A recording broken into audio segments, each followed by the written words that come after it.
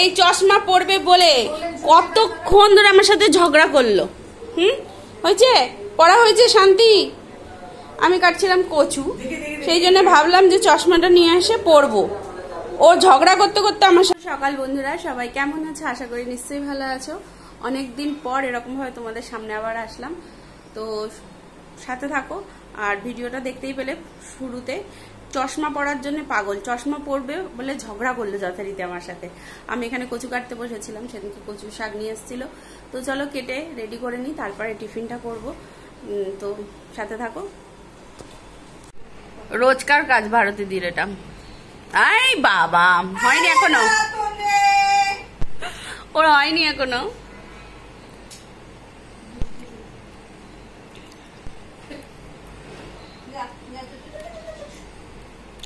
আন্না আন্না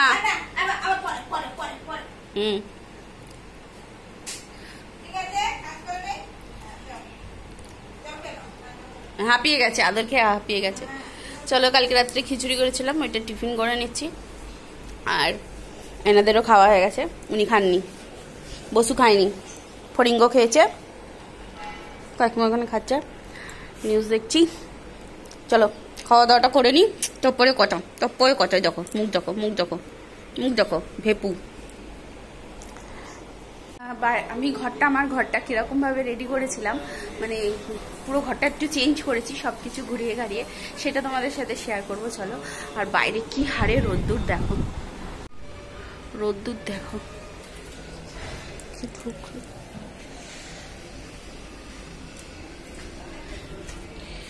প্রচুর রোদ্দুর।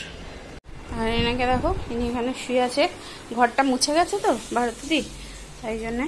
আর এই যে আগে খাটটা এইরকম ছিল, লম্বালম্বি ছিল, এরকম লম্বালম্বি ছিল, তো খাটটা এরকম করে দিয়েছি। আর যার জন্য সামনেটা অনেকটা জায়গা হয়ে গেছে দেখো। আর এদিকে আলনা ফাল্লাগুলো যেগুলো ছিল, আলনা ছিল আর ড্রেসিং আয়নাটা ছিল।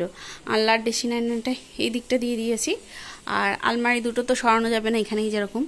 আর এইটা যেহেতু আমরা কোনো ইউজ করি না, এটা বাড়ির মালিকের, তো এটা এখানেই এরকমভাবে রয়েছে। আর সাথে ওখানে শিব ঠাকুরের ছবিটাও রয়েছে, তো এখানে এগুলো রয়েছে। আর খাটটা শুধু ঘুরিয়ে দিয়েছি এদিকটা। আর এই জিনিসগুলো, বুক সেলফটা আর চেয়ারটা নিয়ে চলে এসেছি এদিকটা। আর ছোট আলমারিটা যেরকম আছে। আর তোমাদের একটা জিনিস দেখানো হয়নি, এই দেখো, এইটা নিয়েছি মিশোর থেকে। কারণ এইখানে এই জায়গাটা রাখার খুব অসুবিধা, এখানে চার্জিংয়ের পয়েন্ট করা রয়েছে, এই জন্য অসুবিধা বলে সেই জন্য এইখানটা এটা নিয়েছি। আর বাইরে প্রচুর রোদ্দুর, প্রচুর আজকে। চলো বন্ধুরা, তো চলো ঘরটা দেখিয়ে দিলাম তোমাদেরকে। আর এখানে দেখো কচুর শাক সিদ্ধ বসিয়ে দিয়েছি, আর বড় কড়াইয়ের মধ্যে বসিয়েছি। এতটা কচু, মানে 8খানা ডান্ডি ছিল, দুটো বাঁধা ছিল, মানে 4টে করে দু জায়গায় বাঁধা ছিল, 8খানা ডান্ডি। তো যাই হোক, কাটতে তো আমার অনেকটা 2 দিন সময় লেগেছে।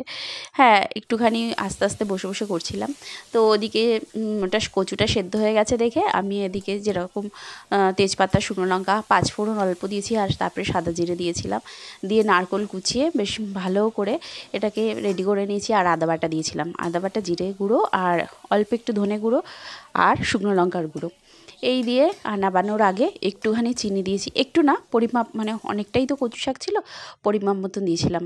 আর এদিকে দেখো আমার কচু শাকটা কমপ্লিট হয়ে গেছে, তোমাদেরকে দেখিয়ে দিচ্ছি। চলো, আজকে শুধু কচু শাক করেছি, আর আগের দিনের একটুখানি চিকেন ছিল, সেইটা ছিল। চিকেনটা গরম করে নিয়েছি, কাকিমাকে খেতেও দিয়ে দিলাম। তো একদম সন্ধেবেলা দেখা, সেই দুপুরে দেখা হয়েছিল, তারপরে একদম সন্ধেবেলা। তো যেহেতু কালকে পূর্ণিমা ছিল, চাঁদটা এত সুন্দর উঠেছে না, তোমাদের না দেখিয়ে পারলাম না।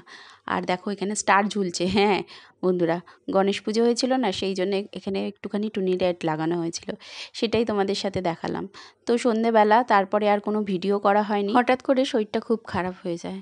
আর চলো, পরের দিন সকালবেলা, শুভ সকাল বন্ধুরা, সবাই কেমন আছো? আশা করি নিশ্চয়ই ভালো আছো, আমরাও সকলে ভালো আছি। আর সকাল সকাল দেখো বাজার করে নিয়ে এসছে, সেই জন্য তোমাদের সাথে মাছটা শেয়ার করে দিলাম, কত ধরনের মাছ। হ্যাঁ, এবার বসে খাও আর কি, এক এক দিন এক একটা রান্না করো আর খাও। এই তো। তো যাই হোক, এখানে মাছগুলো এনেছে, বাজার করে এনেছে। বাজার তো সবজি বাজার সেরকম কিছু আনেনি, শুধু মাছই এনেছে। আর সবজি বাজার ঘরে অনেক ছিল বলে সেই জন্য শুধু মাছগুলোই এনেছে। তো মাছের মাথা দিয়ে করব পুঁই শাকের তরকারি, সেই জন্য সবজিগুলো কেটে নিয়েছি। আর আলু বেগুন দিয়ে তেলাপিয়া মাছের ঝোল করব, ঝোল না ঝাল মতন করব, একটু মাখা মাখা করে। আর কমপ্লিট হয়ে গেছে দেখো, মাখা মাখা করে তেলাপিয়া মাছের একটু ঝাল করেছিলাম বেগুন আর আলু দিয়ে, কাঁচা টমেটো সর্ষে দিয়ে। আর পুঁই শাকের তরকারিটা মাছের মাথা দিয়ে করেছি। আর কাকিমাকে এখানে খেতে দিয়ে দিয়েছি। দিয়ে এত ঘেমেছি না, সকালেই তো স্নান হয়ে গেছে, এত ঘেমেছি মনে হচ্ছে যেন আর একবার ফ্রেশ হলে ভালো হতো।